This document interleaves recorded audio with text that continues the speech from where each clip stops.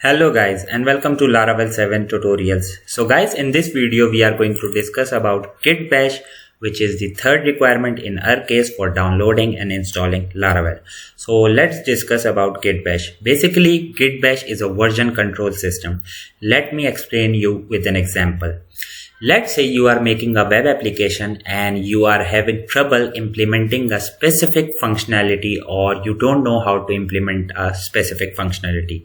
So what you can do with the help of Gitbash is you are going to make a repository of your web application, and with the help of 3 to 4 commands you are going to push your project to GitHub, and you are going to allow the access so that people can send you a pull request for that specific functionality, and they can implement that specific functionality in your web application.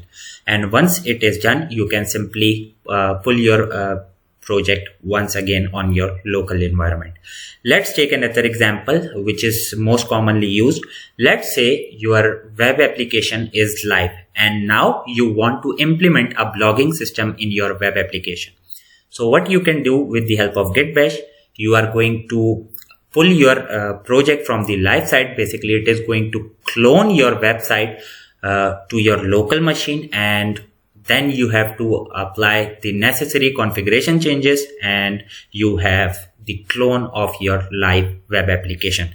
Now you will be going to implement the blogging system functionality, and once you are done, Gitbash is going to contain a hierarchy for you, and you don't need to remember anything that I have made specific changes in this specific class, this specific controller, and migrations, etc.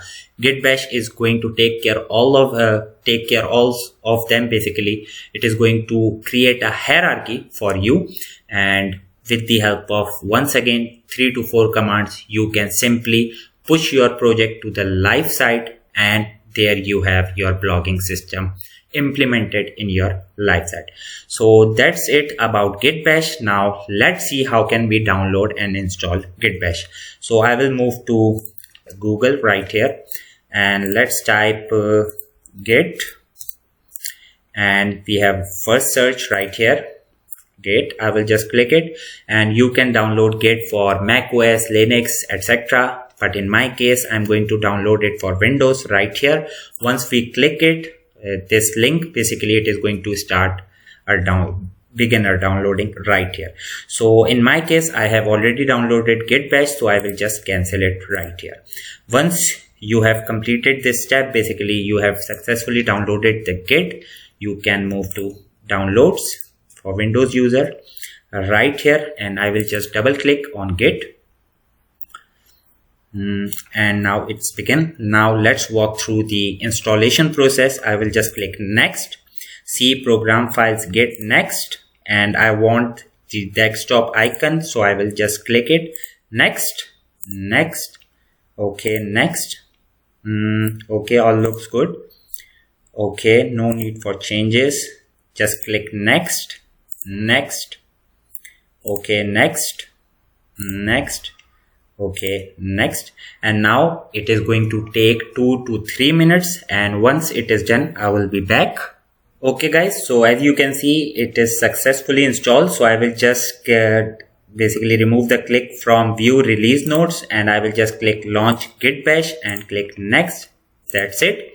Now here you can see we have a Gitbash right here. Let me show you on the desktop and right here. Okay, so we are in the root, and now let's say I want to see the all basically folder and files. So what we can do with the help of Gitbash is type ls. Basically it is going to show a list of the folders and directories we have right here. Now if you want to change the directory, let's say I want to access this desktop, so now we are always going to use cd for change directory. So I will just write cd and the exact same name, desktop, and that's it. Enter, and now you can see we have reached the desktop. Let's say I want to see the desktop icon, I will just type ls, and here you can see all the links, okay, edge, etc. So now what we can do, let's say I want to move back to my root, or basically I want to go back one step. Basically in this case, from root I have access desktop. So what I'm going to do is cd ... and that's it. We are back to root. Okay, so this was it from Gitbash. I hope you guys like the video, and in the next video we are going to download and install Laravel with the help of Gitbash. So I hope you guys like the video. If you liked it, please like, subscribe and share. Thank you. Take care.